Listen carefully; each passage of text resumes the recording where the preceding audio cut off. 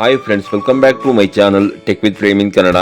Friends, ನೀವಿಲ್ಲಿ ನೋಡ್ತಾ ಇರ್ಬೋದು, ಗ್ಯಾರಂಟಿ ಆಯ್ತು. ಈಗ 16 ಲಕ್ಷ ಜನರ ಸಾಮಾಜಿಕ ಪಿಂಚಣಿ ಕಟ್, ಸಂದೇಹಾಸ್ಪದ ಫಲಾನುಭವಿಗಳಿಗೆ ಪಿಂಚಣಿ ವಿತರಣೆ ಸ್ಥಗಿತ ಅಂತ ಅನ್ಕೊಂಡು ಈ ಒಂದು ಮಾಹಿತಿಯ ಬಗೆಗಿನ ಸಂಪೂರ್ಣವಾದ ಒಂದು ಮಾಹಿತಿಯನ್ನು ನಾನು ಈ ವಿಡಿಯೋದಲ್ಲಿ ನಿಮಗೆ ತಿಳಿಸ್ಕೊಡ್ತೇನೆ. ಅದಕ್ಕಿಂತ ಮುಂಚೆ ನೀವೇನಾದರೂ ನಮ್ಮ ಚಾನಲ್ಗೆ ಹೊಸಬರಾಗಿದ್ರೆ ನಮ್ಮ ಚಾನಲ್ನ ಸಬ್ಸ್ಕ್ರೈಬ್ ಮಾಡಿಕೊಂಡು ಬೆಲ್ ಐಕಾನ್ನ ಕ್ಲಿಕ್ ಮಾಡ್ಕೊಳ್ಳಿ ಫ್ರೆಂಡ್ಸ್. ನಾವು ಹಾಕೋ ಮುಂದಿನ ವಿಡಿಯೋದ ನೋಟಿಫಿಕೇಶನ್ ನಿಮಗೆ ಆ ತಕ್ಷಣ ಬಂದು ಸಿಗುತ್ತೆ ಫ್ರೆಂಡ್ಸ್. ಹೌದು ಫ್ರೆಂಡ್ಸ್, ಕರ್ನಾಟಕ ಸರ್ಕಾರದಿಂದ ಗೃಹಲಕ್ಷ್ಮಿ ಗೃಹಜ್ಯೋತಿ ಯೋಜನೆಗಳಲ್ಲಿರುವಂತಹ ಅನರ್ಹ ಫಲಾನುಭವಿಗಳನ್ನು ಪತ್ತೆ ಮಾಡುವಂತಹ ಕಾರ್ಯಕ್ಕೆ ಮುಂದಾಗಿರುವಂತಹ ಸರ್ಕಾರ ಕಳೆದ 3 ತಿಂಗಳಲ್ಲಿ 16 ಲಕ್ಷ ಪಿಂಚಣಿದಾರರಿಗೆ ಕೋಕ್ ನೀಡಿದ್ದು, ಸಾಮಾಜಿಕ ಭದ್ರತಾ ಯೋಜನೆಯಲ್ಲಿ ಅನರ್ಹರನ್ನು ಪತ್ತೆ ಹಚ್ಚಿ ಪಿಂಚಣಿ ಸ್ಥಗಿತಗೊಳಿಸಬೇಕು ಎಂದು ಕಂದಾಯ ಇಲಾಖೆ ಸುತ್ತೋಲೆ ಹೊರಡಿಸಿದ ಹಿನ್ನೆಲೆಯಲ್ಲಿ ಈ ಒಂದು ಕ್ರಮ ಕೈಗೊಳ್ಳಲಾಗಿದ್ದು, ರಾಜ್ಯದಲ್ಲಿ 82.71 ಲಕ್ಷ ಫಲಾನುಭವಿಗಳು ಸಾಮಾಜಿಕ ಭದ್ರತಾ ಯೋಜನೆ ಅಡಿಯಲ್ಲಿ ಪಿಂಚಣಿ ಪಡೆಯುತ್ತಿದ್ದು, ಇದರಲ್ಲಿ 23.13 ಲಕ್ಷ ಜನರು ಸಂದೇಹಾಸ್ಪದವಾಗಿ ಸರ್ಕಾರದಿಂದ ಪಿಂಚಣಿ ಹಣ ಪಡೆಯುತ್ತಿದ್ದರು.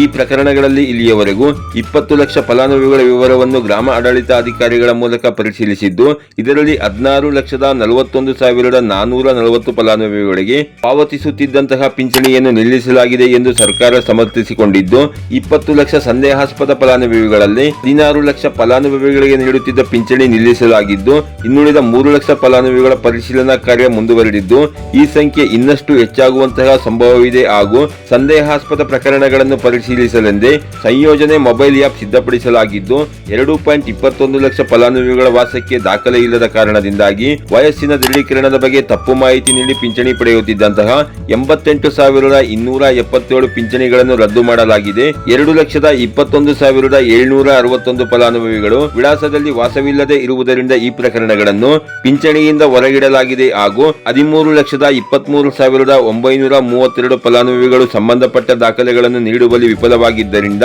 ಇವರಿಗೆ ನೀಡುತ್ತಿದ್ದಂತಹ ಪಿಂಚಣಿಯನ್ನು ಸ್ಥಗಿತಗೊಳಿಸಲಾಗಿದೆ. 45,853 ಫಲಾನುಭವಿಗಳು ಆದಾಯದ ಬಗ್ಗೆ ಆದಾಯ ದೃಢೀಕರಣ ಪತ್ರ ನೀಡದಿರುವುದರಿಂದ ಇವರನ್ನು ಸಹ ಪಿಂಚಣಿಯಿಂದ ಕೈಬಿಡಲಾಗಿದ್ದು, ಯೋಜನೆಯಿಂದ ಕೈಬಿಟ್ಟಿರುವಂತಹ ಫಲಾನುಭವಿಗಳು ಆಯಾ ತಹಶೀಲ್ದಾರರ ಮುಂದೆ ದಾಖಲೆಗಳನ್ನು ಹಾಜರುಪಡಿಸಲು 30 ದಿನದ ಕಾಲಾವಕಾಶ ನೀಡಿ ತಿಳುವಳಿಕೆ ಪತ್ರ ಜಾರಿ ಮಾಡಲಾಗಿದೆ.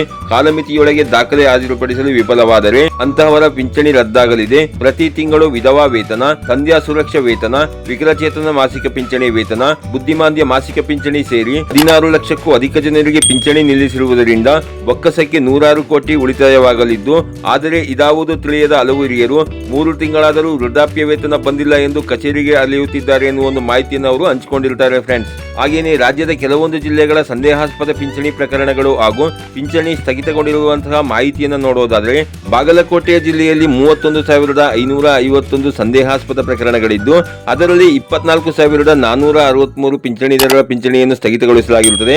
ಬೆಳಗಾವಿ ಜಿಲ್ಲೆಯಲ್ಲಿ 1,82,418 ಸಂದೇಹಾಸ್ಪದ ಪ್ರಕರಣಗಳಿದ್ದು, ಅದರಲ್ಲಿ 1,38,215 ಪಿಂಚಣಿದಾರರ ಪಿಂಚಣಿಯನ್ನು ಸ್ಥಗಿತಗೊಳಿಸಲಾಗಿರುತ್ತದೆ. ಬೆಂಗಳೂರು ನಗರ ಜಿಲ್ಲೆಯಲ್ಲಿ 1,36,596 ಸಂದೇಹಾಸ್ಪದ ಪ್ರಕರಣಗಳಿದ್ದು, ಅದರಲ್ಲಿ 55,800 ಪಿಂಚಣಿದಾರರ ಪಿಂಚಣಿಯನ್ನು ಸ್ಥಗಿತಗೊಳಿಸಲಾಗಿರುತ್ತದೆ.